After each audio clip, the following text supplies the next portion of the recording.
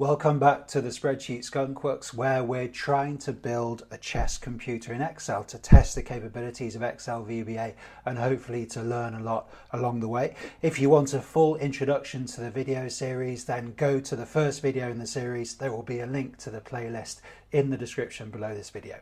So let's get into the spreadsheet, and the file is of course available on the website to download. You can find the link below this video and you can download the file, work along with me. So we've got a board, we've got our coordinates here, we've got some code to color the board, we can easily change the formatting of the squares.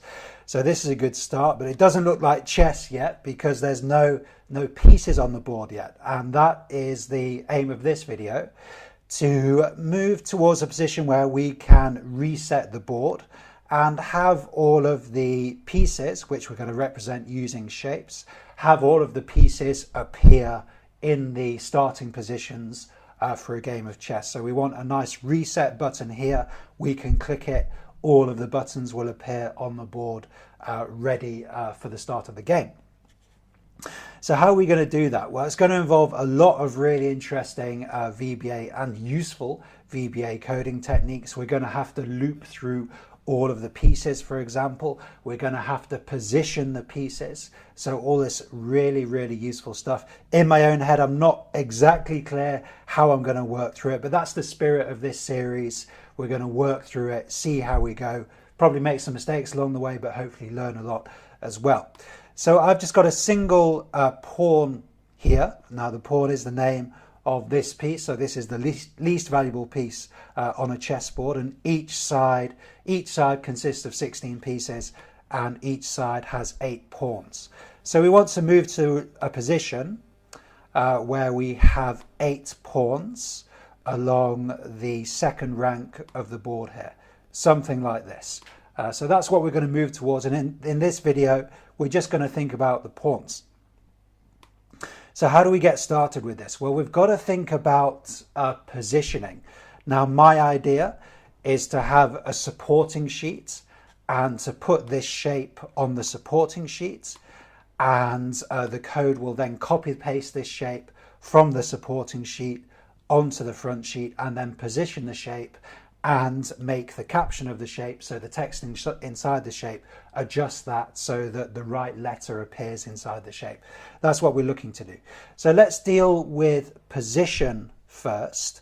So I want Excel to position the pawn, and let's deal with the pawn furthest left first, the pawn in square A2 on the chessboard.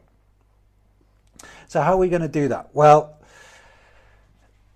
my idea is to use the dot left and the dot top properties of a cell, use those properties to help position this shape. So let's just get started, see how we might do that. I'm going to start a new module here, and let's say sub position pieces.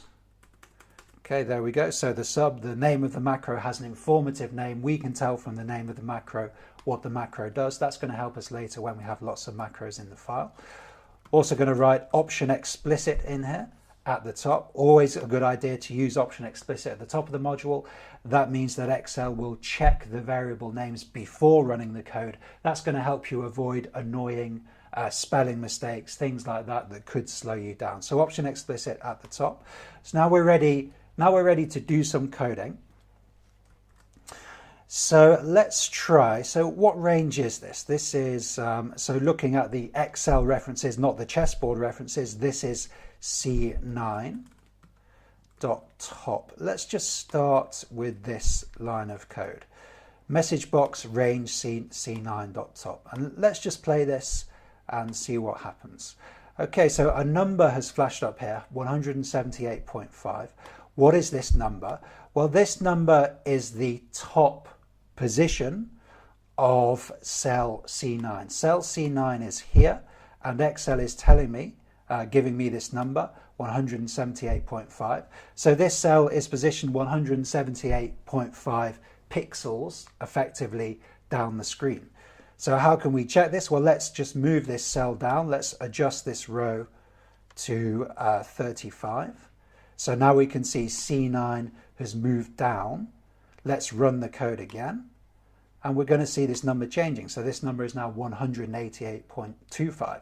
So Excel knows the position of the cells, and I'm using this term pixels. Excel knows how many pixels down the screen, if you like, a particular cell is. Excel knows how many pixels down a cell is, also knows how many pixels across a cell is. And the properties that we're going to use are the dot top property and the dot left property, I think it is. Let's see if we can just elicit this dot left property too, just to demonstrate this.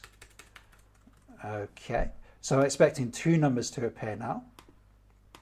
So the first number, as we know, is the top property, so how far down the spreadsheet is cell C9. The second number here, this is something new. The second number is how far across the spreadsheet is cell C9. So we've got two numbers there. The dot left property, the dot top property. Any object in Excel has these properties. Buttons will have these properties, and crucially, shapes have these properties too. Now, maybe you're putting these kind of ingredients together in your mind and thinking how we could get all these things working together in order to position the pieces, because we can now.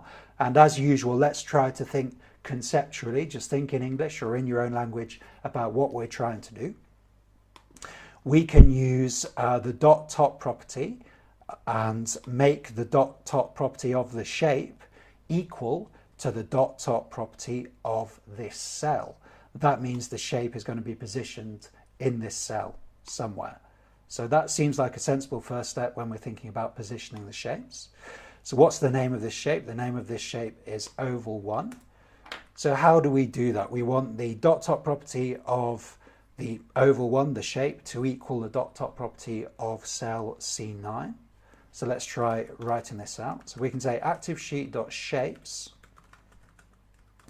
oval 1 dot top equals, now I'm going to use an underscore here. You can see I've got space underscore. That means I can go on to a new line, and Excel will, the VBA editor will read the line of code as if it's continued on the same line. Very useful if you're writing a long line of code, you want to continue it on the line below. So we've got the dot top property of the shape. We want to make it equal to the top property of range of cell C9. So we can recycle some code that we've already tested. Now what's going to happen here? Well, the top property of the shape is going to change to be the same as the top property of range C9. So let's just play this macro now. We can see the shape has moved down. That seems to make sense. So the top property of the shape is now the same as the top property of cell C9, which means in effect that they are level with each other. And we can see from what's happened in the spreadsheet that that has happened. So we're halfway there. We've done the horizontal positioning, but we also need to do the vertical positioning.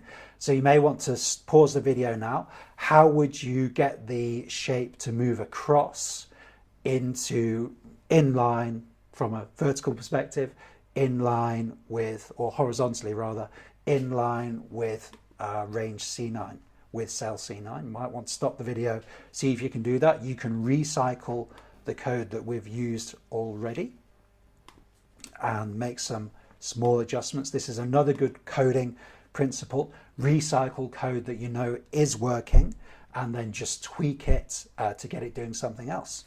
So we can now use the dot left property. So now we've got two instructions are going to be executed. One is going to control the vertical position, and the other is going to control the horizontal position. So two simple instructions, but super powerful. And as we're going to see, these are going to position, these two instructions will position the shape with 100% precision. Okay, so let's just execute this line of code and we can see the shape is in there. Okay, let's just move the shape again elsewhere, bring back the Visual Basic Editor, and we can see the shape is in there. So I'm saying with 100% precision, the shape is positioned precisely in line with cell C9 there, but that's not quite what we want. We actually want it to be slightly offset because we want the shape to be in the middle of this square. At this point, I'm just going to adjust the row heights here so that these rows are evenly sized. There we go. Yeah, so we actually need to move this shape down a little bit and across a little bit to get it appearing in the middle of the square. So how might we do that? Well, let's just try putting a little increment on here. So I'm now saying the top property of the shape is equal to the top property of the cell plus 5 and the left property of the cell plus 5. That's going to just offset it a little bit. So this is going to take some tweaking to see if we can get it right. Okay, that's a little bit too far. So let's say plus 3 here. Okay, there we go. And that's pretty close to the middle. Let's just adjust the left property again. Okay, and I'm happy with that. Yeah, so we can see we've used the dot top, dot left properties to get the shape positions to align with the cell. Then we've just tweaked the property, put these little increments in, plus 3, plus 4. That's allowed us to position the shape pretty well, not perfectly, but it looks perfectly neat and tidy in the middle of the square there. Okay, so this is looking good so far. But what's a possible weakness of this code so far? Well, we have hard-coded the cell references in here. We've put C9 in there. Now, what's the problem going to be with that? Well, I can see two problems with it. Firstly, if we were to move the board somewhere else on the spreadsheet, then this reference would no longer be accurate. If we wanted to move it down a couple of rows, for example, the reference would not be accurate. So this you could argue this code is not particularly flexible. But also, if we want to eventually, we want to loop through this code for all of the pieces on the board and make sure that each piece is positioned on the correct cell, the correct square on the board effectively. So clearly hard coding the cell reference is not going to work from that perspective too. So what's a better approach here? Well, you'll remember from previous videos, if you've watched the previous videos, we have an anchor cell, which we've called anchor cell, in the top left-hand corner, and we're using this cell, this named range. Yeah, we've given this range a name because we're going to refer to the cell a lot. It's a good idea to give it a name just for ease of reference there. Also means we could easily move the cell elsewhere if we wanted to move the board. So this anchor cell, yeah, it's an important named range for us. So rather than hard coding the cell references saying cell C9, why don't we code relative to our anchor cell, put some code in relation to the anchor cell, which means if the anchor cell moves, the code will still be valid. The code will still position the pieces accurately. That would be a better coding approach, a more flexible coding approach. And let's see how we might do that. You might want to stop your video here. How might we do that? But we are going to use one of my favorite VBA techniques, which is offset. And offset allows us to control position. Okay, so how are we going to do this then? Okay, so I'm going to use this anchor cell.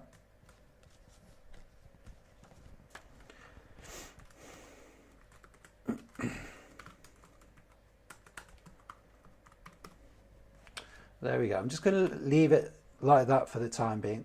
There's a couple of things we should deal with now. Firstly, I'm going to name this sheet.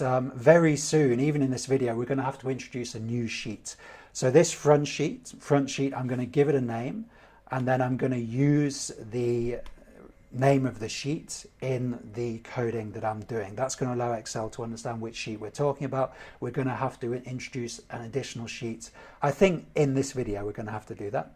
So I'm going to give this sheet a name, Alt-OHR, Alt-OHR rather, if you're using Windows, allows us to rename the sheet. So just out of your screenshot, I'm going to rename this sheet Board, B-O-A-R-D.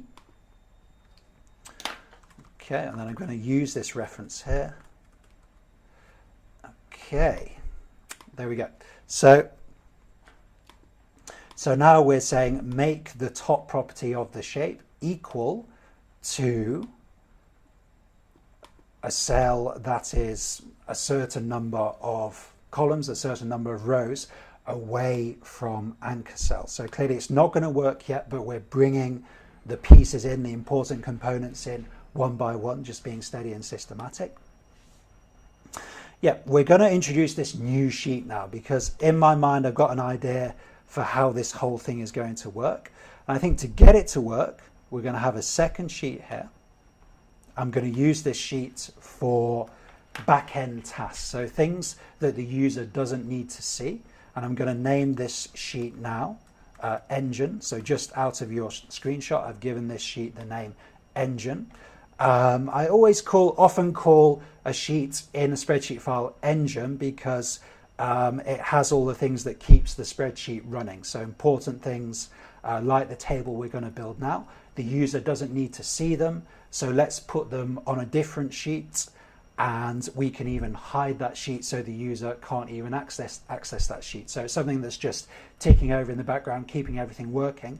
Just like when you're driving your car, you don't see the engine's under the bonnet, but it's there, you know, keeping the car moving forward. So that's why I call a sheet Engine.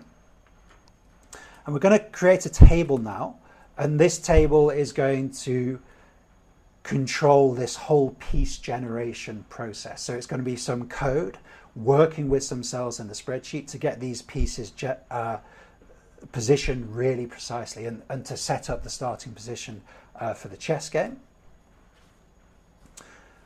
So we're going to have the names of the pieces here. I'm going to use P1. Okay, in fact, let's have the color first. Okay, because we've got the white pieces and the black pieces. Okay, so white. So we'll start with the white pieces and the piece name. So let's say pawn 1. In fact, let's say W pawn 1 to distinguish it from the black pawn, which will come later.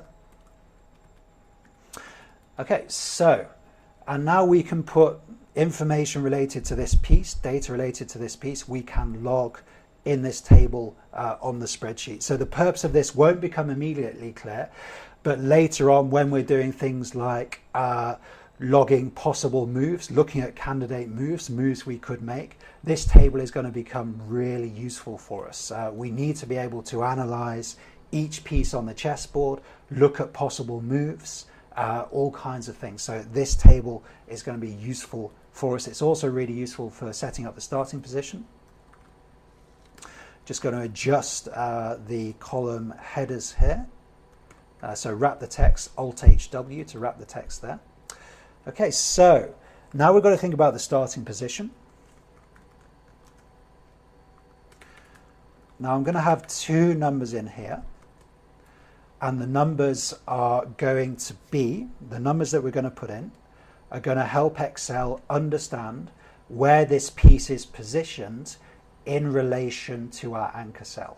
So from our anchor cell, in the starting position, how many rows down is the piece, how many columns across is the piece. We're going to log that information in the table. We're then going to combine the code with the cells, with the information in the table to get these pieces positioned correctly. So the first pawn, let's say rows down here, and then let's say columns across.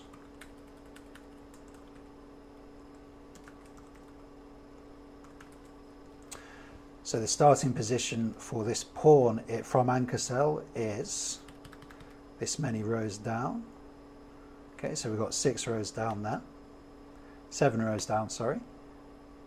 Okay, and then 1 column across. So let's put this information here, 7 rows down and 1 column across.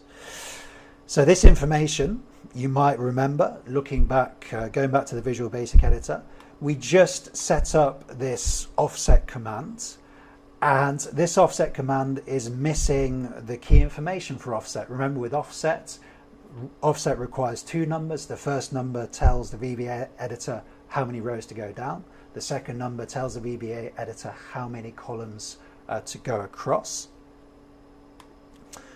So how are we going to put that in here? Okay. Well, firstly, let's do this simply. I'm going to do an underscore again, so I'm going to continue this line of code. And let's just try hard coding the numbers in first. We're going to change this later, but let's just hard code the numbers in for now. Okay, I'm not going to worry about the horizontal position yet. Okay. I'm going to start using the sheet references here. Rather than just saying active sheet, this is called remote referencing. So it means that whatever the active sheet is, Excel will still be able to execute this code. That's why it's important, to use the sheet names here. So let's go back to the first sheet, just execute this code. Let's just move this shape somewhere else. So we're expecting this shape to return to cell C9 or A2 in terms of the chessboard coordinates. And we've got offsetting or moving away from the anchor cell by 7 rows down, 1 column across. So let's just see how this goes. Okay. There we go. Yep, that's fine. That's fine because, of course, we're only doing the vertical positioning at the moment. We're only looking at the top property, so this looks fine to me. Let's just quickly copy this. Let's test the horizontal positioning. Let's test the left property as well. So now I would expect the shape to be positioned, and it is positioned fine. We can put our increments back in now, which you'll remember we put in at the beginning of the video. And there we go, we've got it positioned perfectly. So you might be thinking, well, you've just done something 2 different ways there. Why is that significant? Well, it's significant because we've now used offsets and we've got two numbers in here now. We're offsetting from the anchor cell and we've got 2 numbers that are controlling which cell Excel gets to. And we're trying to get Excel to go to cell C9 in this case. Now this is significant because we've got numbers in here now.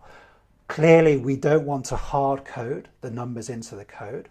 What we want to do is to get Excel to take the numbers from a table, put the numbers into the code, and then to do the positioning that way. So don't worry if this doesn't make sense, but this approach is going to allow us to quickly scale up this code, introduce a loop, and to get Excel looping through all of the pieces on the chessboard to get us to that starting position. Okay, as I said, don't worry if this doesn't make sense yet. Just stay with us. It will make sense as we go along. Remember, we're not just talking about positioning a single piece. We've got to position 16 pieces for white, 16 pieces for black, so 32 pieces. So we've got to think about how we're going to manage that process of repeating this code. Of course, we're going to use a loop. If we're using a loop, then we have to introduce a mechanism so that Excel can understand the position of each piece. That mechanism is going to work through putting the information in a table here and then referencing the table, using a variable to move down the table, referencing the table, ensuring that the right information gets into the code. Okay, not sure how well I've explained that, but it's quite difficult to explain, quite difficult to understand. As I said, if you just stay with us, stay with this video and the next video, you're going to see how this all works. Okay, so I think it's a good idea to, let's put the loop in now. And you might think, why do you want to use a loop? You're only positioning a single shape. Well, let's get the loop in now. Let's get it working for one shape, for one piece.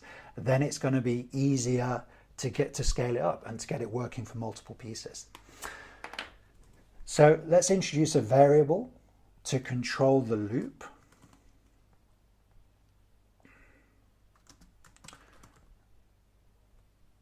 Okay.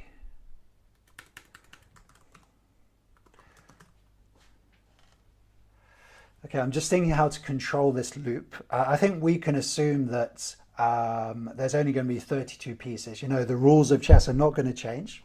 So there's only going to be 32 pieces on the board. So I think it's safe to hard code 32 loops into this particular routine. So let's just use an integer variable here. Okay, and my favorite name, if you watch the other videos, my favorite name for any variable that is counting through a loop is counter, because the name of the variable controls what the variable is going to do. So let's say for counter equals 1 to 1 for the time being. Later, we're going to adjust this number and make it 1 to 32. We're just going to scale up the code. And next counter. Okay, let's put an annotation in here. Let's say begin loop through pieces, and then at the bottom, end loop through pieces. This is, yeah, I always like to do this with my annotations, because if you have multiple loops within a loop, or even 3 loops working at the same time, then it's important to understand where the loop starts, where the loop finishes. So we always put an annotation at the beginning of the loop and an annotation at the end of the loop, using the same language. That allows me to understand where the loop starts and where the loop finishes. Okay, so we've got our loop there. And now we've got to think about, okay, so these numbers we've hard coded. Remember, these numbers are controlling the position of the piece. These numbers we've hard coded. Well, these numbers are going to change for each piece. Otherwise, we just end up with 32 pieces all in the same square on the board. So these numbers are going to change. So how are we going to manage that process? What are we going to use?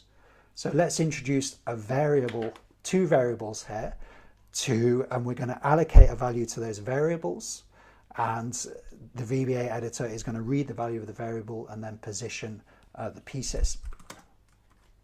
So let's say rows down as integer, and then cols across as integer. Okay, there we go. So at the moment in the table, I only have a single row, but as we build this up, we're going to have multiple rows here. We're going to go all the way down to 32 rows. We're going to have 1 row for each piece. So I've got to think about, how am I going to get Excel to read the right row? I want Excel to loop through all of the rows and then to take the information about that piece and then to apply that information. So how are we going to work through the table, looping through the rows? So again, offset is going to help us here.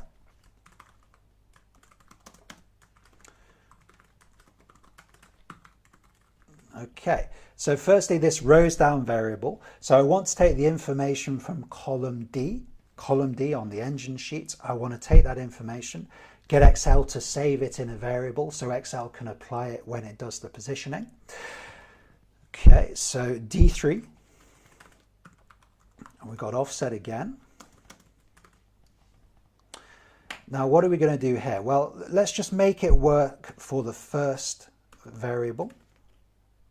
For the first piece rather, dot value. Here we go. Okay, yeah, and let's just step through this code. Use the F8 key to step through the code. Okay, so the value of rows down is now 7. So Excel has worked out through the code that the position, the vertical position for the first piece is 7 rows down away from our anchor cell.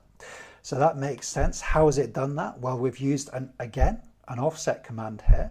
So offsetting from D3, just here, D3, we're moving down 1 row and then no columns across. So Excel has started in D3 and moved down 1 row, no columns across. So it's assigned the value in this cell, cell D4, assigned the value of 7 to the variable. That's exactly what we've asked it to do in this line of code. going to improve this by putting an annotation here. So let's say get vertical position. Okay, and I've tested this, it seems to be working. So I'm going to recycle, copy paste the code, and then cols across. So you might want to pause the video here. How are we going to configure this cols across variable? Pause the video here, try to do it yourself. So cols across, we want the information in cell E4, but as we loop through the code, we want Excel to work down the table. Okay, so that's something for us to consider in a second. So E3 this time, not D3, and 1, 0. There we go.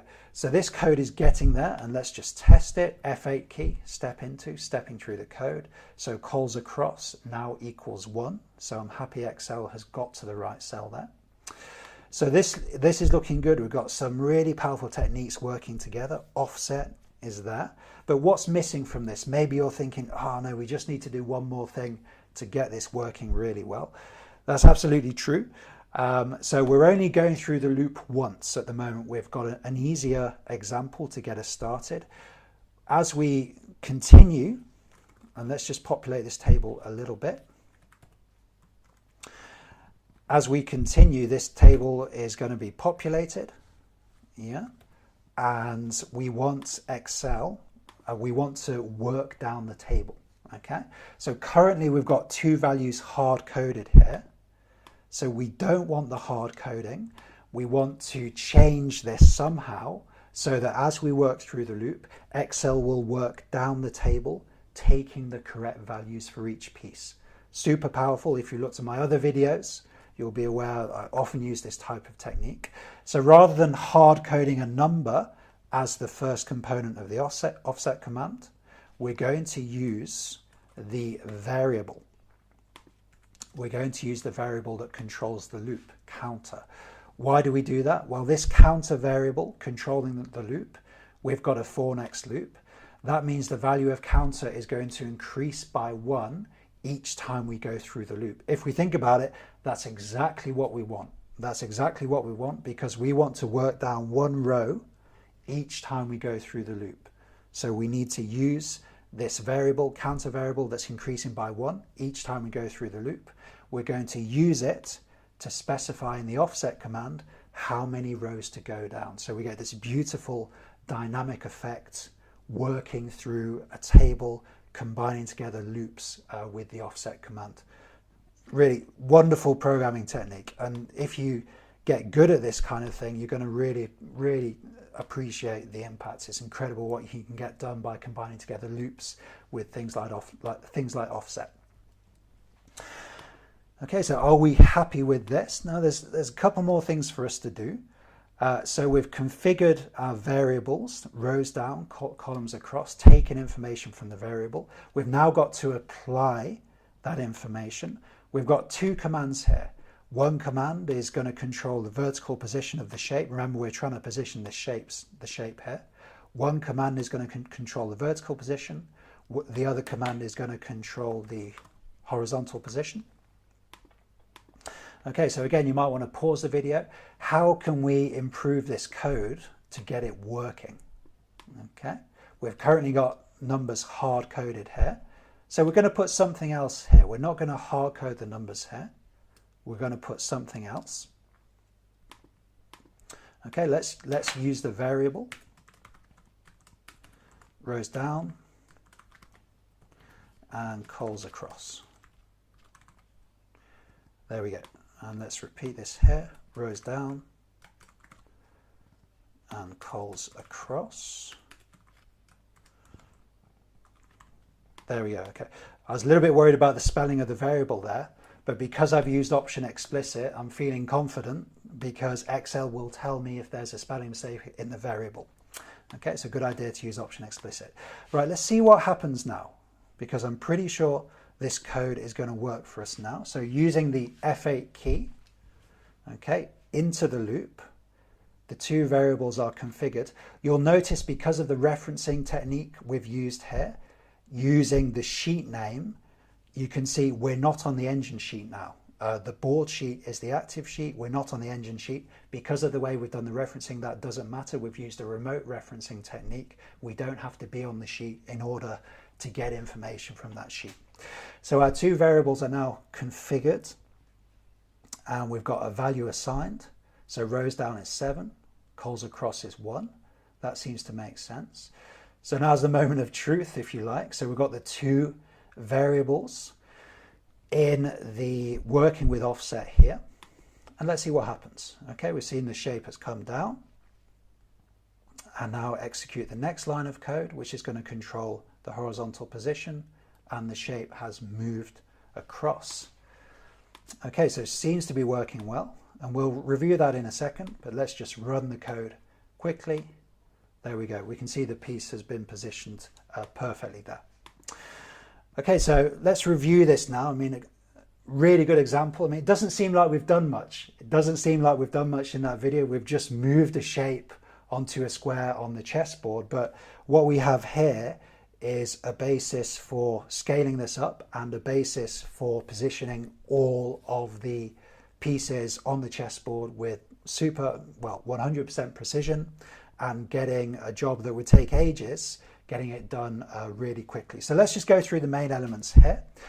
Firstly, we have a loop, and we could call this a dummy loop if you like at the moment. We're only going through the loop once, but it's good to put the loop in there to have the structure there so that we can easily scale it up later. I can just change this number to 32.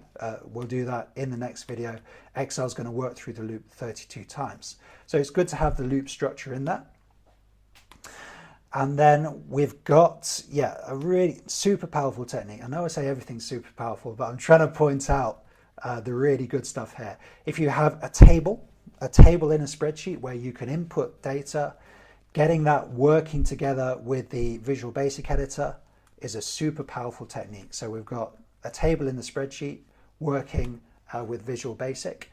We've defined some variables, and the variables are going to take information from the table. We're going to take that information, assign it to a variable. We're then going to use the variables again. We're going to use the variables to position the shape. Okay?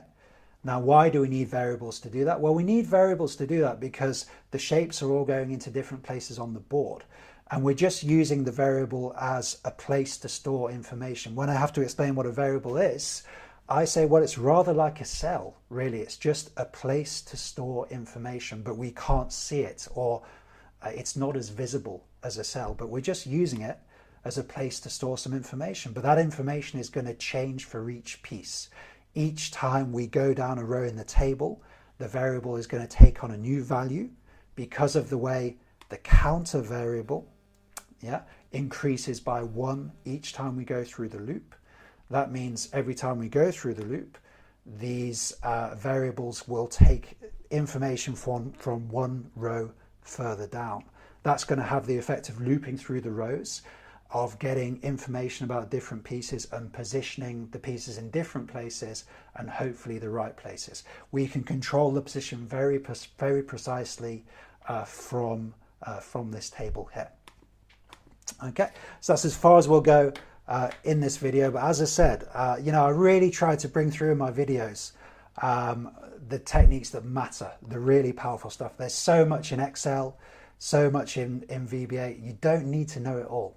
You just need to know a subset of techniques that allows you to get so much done. And if we're talking about loops, defining variables, offset, these are super powerful techniques, and in my videos I'm always trying to explore these and demonstrate how powerful they are. I think in the next video the power of this routine is really going to come through. Okay, one more thing. I'm going to get my puppy Kuda, I'm going to get her to say hello, and then we'll say goodbye, and hopefully I'll see you in the next video. So bear with me a second. Kuda, Kuda, come here, come here. Come on, darling, come here. Come here, come on. Come here, good girl. Good girl, sit, sit. How are you, baby? How are you? Gonna come say hello? Let's go and say hello. Come on, come on. You were sleeping, weren't you? Hey? You were sleeping. let's go and say hello. Let's go say hello. Here we go. Here we go. Okay, here's Kuda.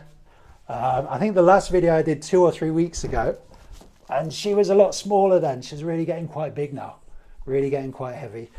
But yeah, she's great. And she's out walking now. And yeah, it's good to have her around. So that's it for this video. We might see Kuda in the next video as well. You'll certainly see me in the next video, and we'll be moving ahead with the chess challenge. See you then.